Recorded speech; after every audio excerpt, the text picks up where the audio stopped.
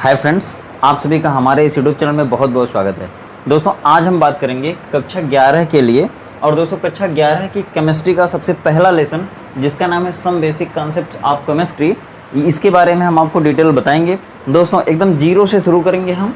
ये वीडियो कक्षा 9 के भी बच्चों के लिए इंपॉर्टेंट है और जिनका कॉन्सेप्ट क्लियर नहीं है 10 वाले भी देख सकते हैं, 11-12 वाले भी अपने कॉन्सेप्ट को मजबूत कर सकते हैं इस वीडियो से।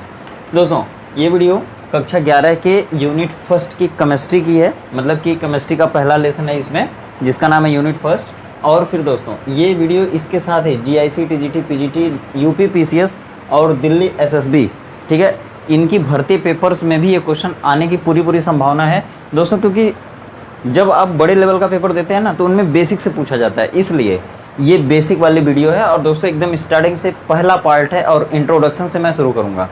देखिए सबसे पहले इंट्रोडक्शन है, किसका इंट्रोडक्शन है? केमिस्ट्री का इंट्रोडक्शन है। केमिस्ट्री का इंट्रोडक्शन से हम शुरू करेंगे और आपको हाई लेवल तक लेके जाएंगे। दोस्तों यह पार्ट 1 वीडियो है और इसके बाद हम इस लेसन की सभी वीडियो को पार्ट 1 पार्ट 2 करके अपलोड करेंगे, ठीक है। चलिए शुरू करते हैं वीडियो को। सबसे पहले देखिए इंट्रोडक्शन, किसका इंट्रोडक्शन है? साइंस का है, इंट्रोडक्शन ऑफ साइंस, ठीक है। चलिए मतलब कि आपको साइंस का परिचय बताना है तो सबसे पहले मैं बता दूं कि साइंस विज्ञान होती है, मतलब कि साइंस को विज्ञान कहते हैं। विज्ञान का मतलब क्या होता है? देखिए विज्ञान अगर हम इसको हिंदी में लिखें तो इसका मतलब होता है वी प्लस ज्ञान, ठीक है।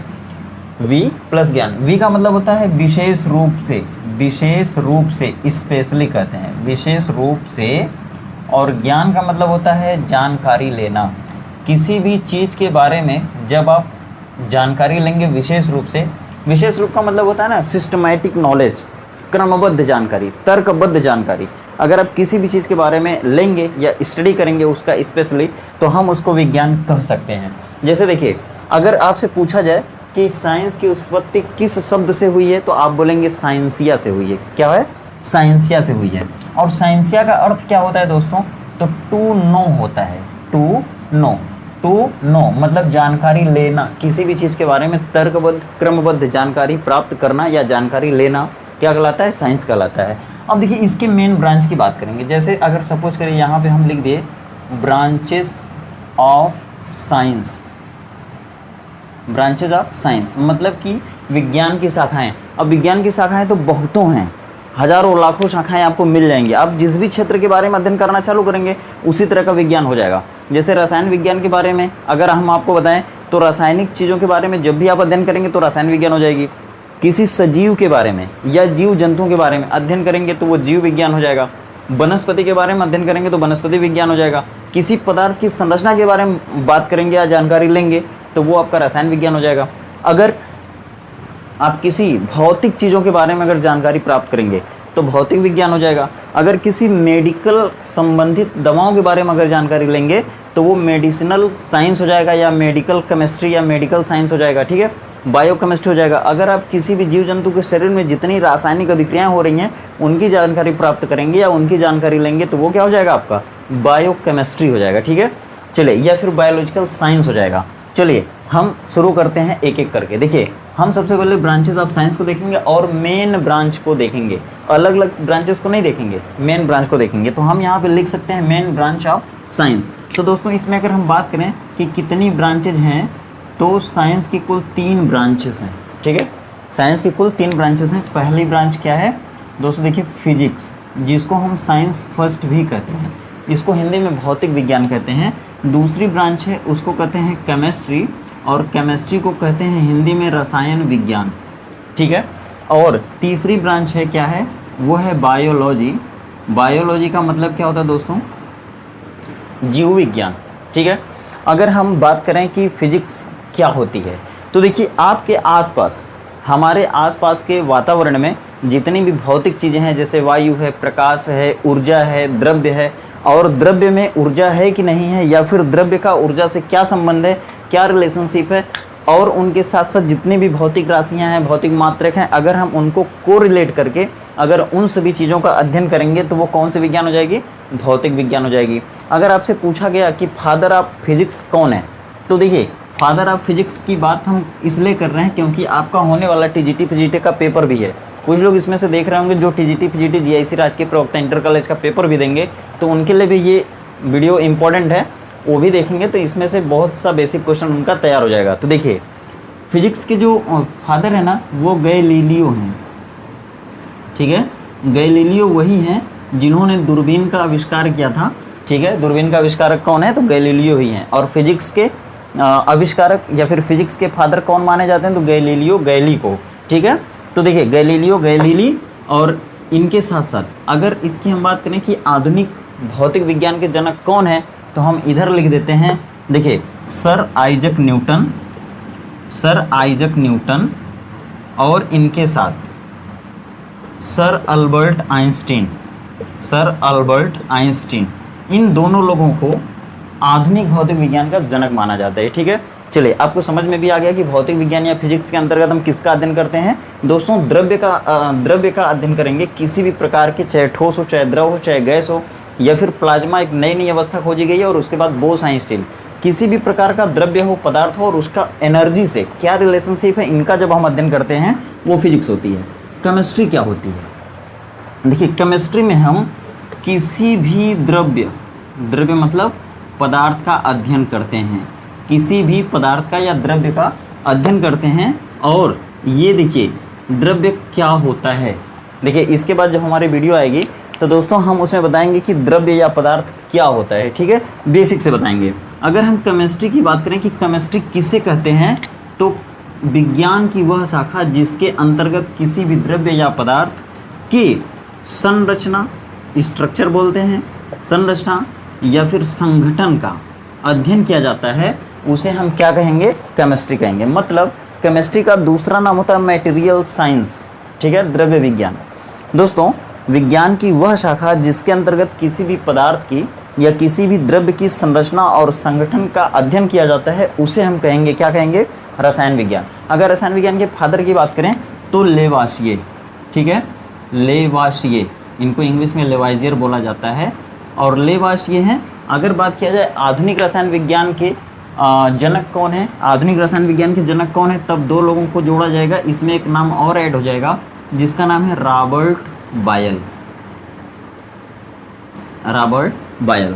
अगर कोई जीआईसी टीजीटी पीजीटी का परीक्षा देने वाला अगर कैंडिडेट अगर हमारी वीडियो को देख रहा होगा तो उसे बता दें कि हमारा एक दूसरा चैनल है एस भान स्टडी पॉइंट या फिर यस भान प्रजापति, आप जा करके इस पर हमारी वीडियो को देख सकते हैं। उस पर सभी जीआईसी से इम्पोर्टेंट रिलेटेड टॉपिक्स पे वीडियो बनाई गई है, ठीक है, तो आप देख सकते हैं इस पर। अगर हम बात करें कि आधुनिक रसायन विज्ञान के फादर कौन है, तो लेवाशिये हैं और रॉबर्ट बायल जी हैं, दोनों लोगों को कहेंगे।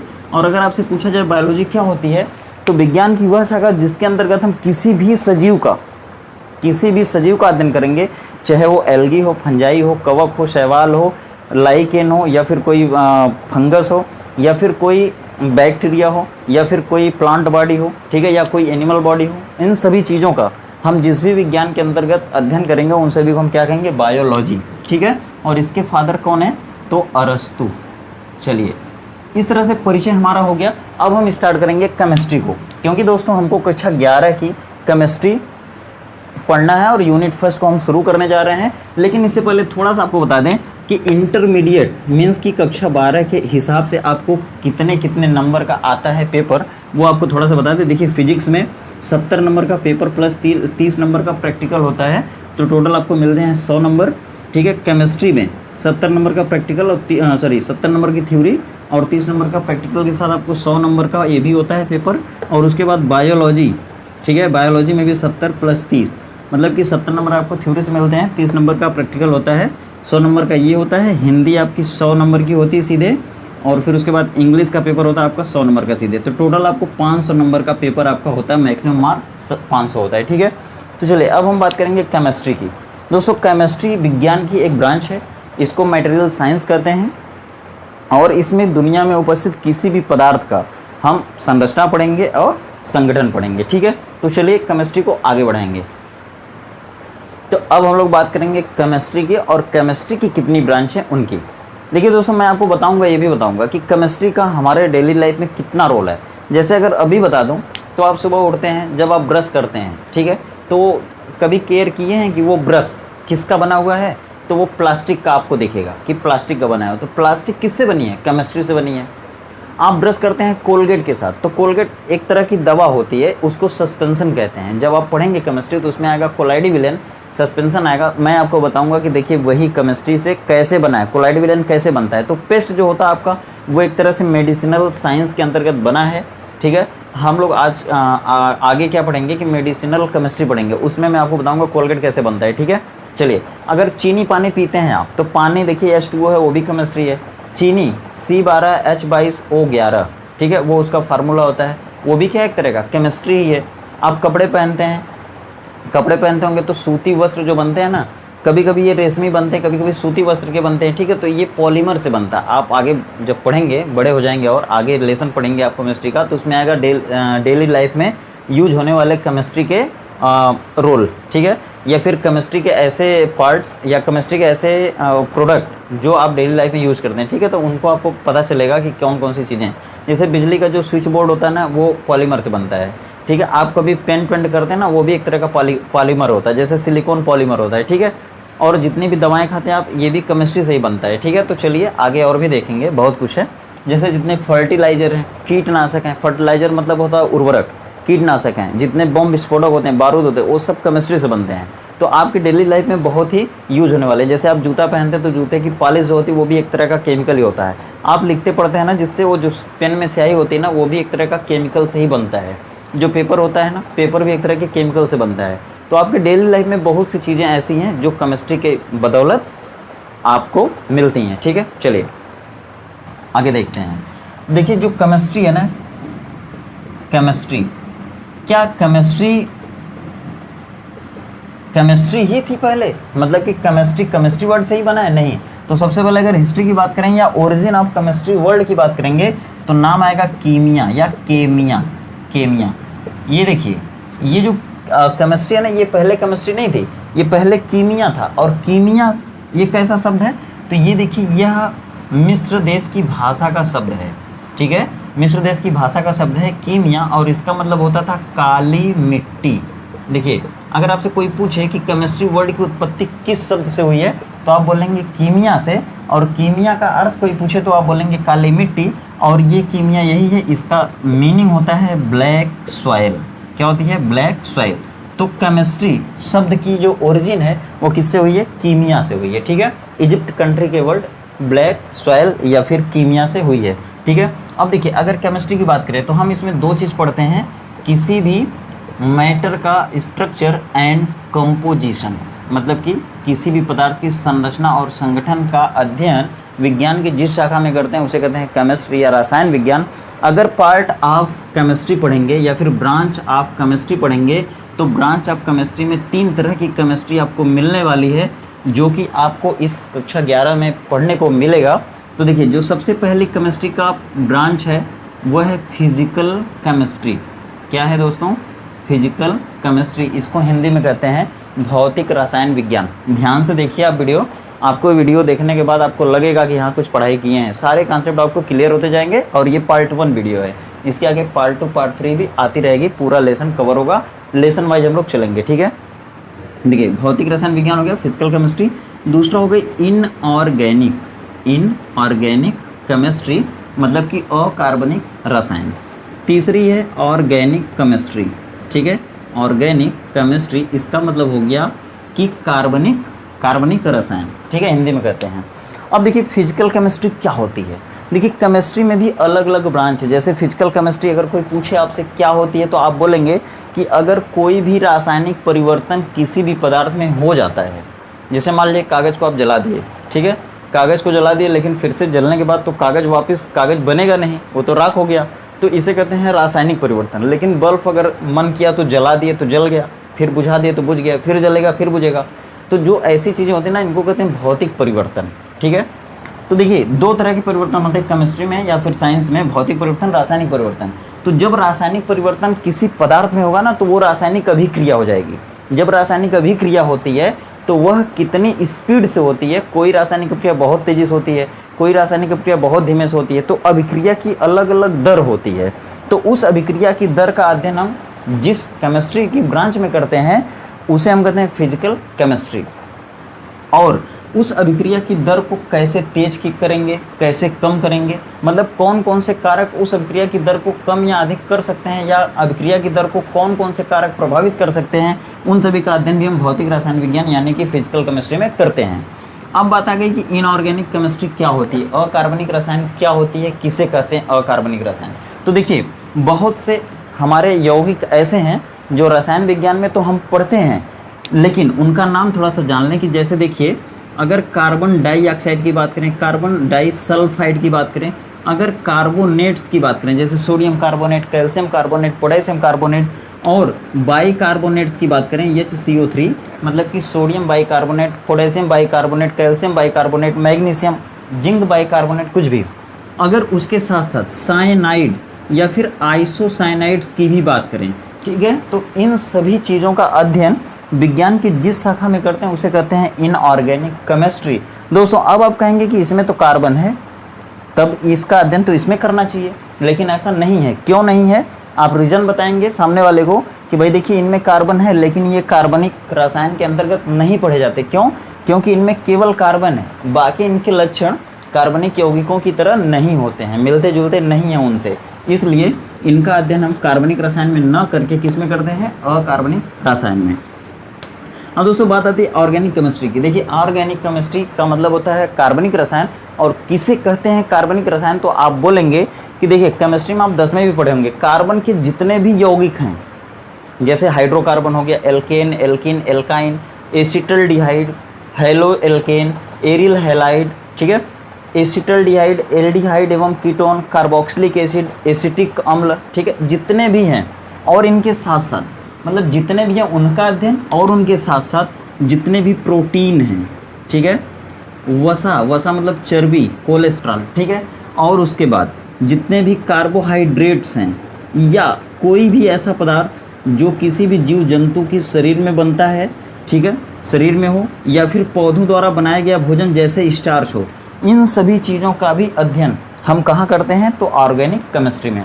अब दोस्तों देखिए, फादर ऑफ केमिस्ट्री के ब्रांच की कर लेते हैं। जैसे फिजिकल केमिस्ट्री के फादर कौन माने जाते थे, इनके जो वैज्ञानिक हैं, इनका फादर किसको माना जाता है, तो नर्स्ट को माना जाता है, ठीक है, नर्स्ट को, ठीक है, साइंटिस्ट का नाम है। और इनऑर्गेनिक केमिस्ट्री का किसको माना जाता है फादर, तो लेवाशिए को। और आधुनिक रसायन विज्ञान का अगर बात करेंगे तो यहाँ पे बता दिया हूँ आपको। अगर बात करते हैं कार्बनिक रसायन की जो फादर हैं कौन है, तो या तो फिर फ्रेडरिक वॉलर को माना जाता है या फिर बर्जेलियस को माना जाता है, ठीक ना, दोनों लोगों को भी आप मान सकते हैं, कोई दिक्कत नहीं है। अब देखिए केमिस्ट्री, अब केमिस्ट्री को अगर आगे बढ़ाएंगे तो हमको पढ़ना पड़ेगा क्या, देखिए केमिस्ट्री किसको कहते हैं, तो आप जानते हैं कि जिसमें हम द्रव्य की संरचना और संगठन का अध्ययन करते हैं उसे केमिस्ट्री कहते हैं। तो अब धीरे धीरे बात कहाँ जाएगी, द्रव्य की ओर जाएगी कि आखिरकार वो द्रव्य है क्या। जैसे देखिए, हमने आपको बताया कि द्रव्य की संरचना और संगठन का अध्ययन करेंगे, तो ये मैटर हो गया मान लीजिए द्रव्य। अब इसकी संरचना पे जब आप जाएंगे ना, संरचना, चलिए थोड़ा सा आपको बताते हैं क्योंकि वीडियो लंबी हो गई है, थोड़ा सा बता देते हैं आपको, और उसके बाद हम इसको डिटेल से अगले पार्ट वाली वीडियो में करेंगे, ठीक है। संगठन और संरचना, इसको कहते हैं स्ट्रक्चर, इसको कहते हैं कंपोजिशन, ठीक है। अगर हम बात करें संरचना, ये किससे बना है, तो देखिए कोई भी पदार्थ छोटे छोटे कणों से मिलके बना होता है, वह छोटा कण जिसे दो भाग में बांटा जा सकता है उसे हम अणु कहते हैं, मॉलिक्यूल। और उससे भी छोटा एक होता है जिसको दो भागों में नहीं बांटा जा सकता, उसको कहते हैं परमाणु। तो देखिए, अगर मैटर या द्रव्य की संरचना पढ़ेंगे तो इसमें दो चीज आएगा, अणु आएगा और परमाणु आएगा। बाद में दूसरा जो लेसन है ना, उसका नाम है परमाणु की संरचना। यूनिट फर्स्ट ये है, यूनिट सेकंड जो इसके बाद आएगी उसमें हमको पूरा डिटेल पढ़ना है कि ये जो अणु और परमाणु है ना, ये क्या होते हैं, और पूरे परमाणु की संरचना पढ़ना है। मतलब कि इसके नीचे और गहराई में जाना है और गहरी चीज पढ़ना है, ठीक है। संगठन की अगर बात करेंगे कि मैटर किन से बना होता है, तो तीन मूल कणों से मिलकर बना होता है, इलेक्ट्रॉन से, प्रोटॉन से और न्यूट्रॉन से। वो इलेक्ट्रॉन, प्रोटॉन, न्यूट्रॉन पर ही पूरी केमिस्ट्री टिकी है। अब पूरी केमिस्ट्री में कहीं भी इलेक्ट्रॉन, प्रोटॉन, न्यूट्रॉन आएगा तो, लेकिन वो स्टार्ट कहाँ से होगा, यहीं से होगा। तो इस संगठन में हम लोग इलेक्ट्रॉन, प्रोटॉन, न्यूट्रॉन के बारे में पढ़ेंगे।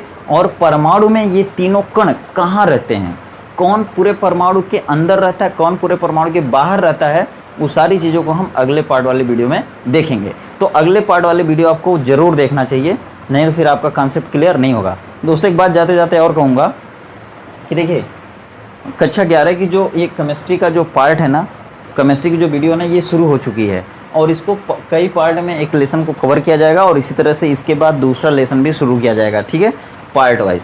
तो आप अगर कक्षा 11 की पढ़ाई कर रहे हैं तो आप मन से लग जाइए। लॉकडाउन मतलब कुछ नहीं, आप घर पे रहिए तब भी पढ़िए, ठीक है, स्कूल जाइए तभी पढ़िए, लेकिन आकर के एक बार रिवीजन जरूर करिए। लॉकडाउन लगे उससे सतर्क रहिए, कोई फ़र्क नहीं पड़ेगा। सतर्क रहिए, मास्क लगाइए, 2 गज की दूरी बनाइए, सब कुछ करिए, जितने भी प्रोटोकॉल हैं उतना निभाइए, और घर पे बैठ के मन से पढ़िए, पढ़ाई को डिस्टर्ब ना करिए, यही आपकी समझदारी होगी, ठीक है। तो चलिए मिलते हैं फिर अगली वीडियो में, तब तक आप खुश रहिए, व्यस्त रहिए, मस्त रहिए, आपका दिन शुभ हो।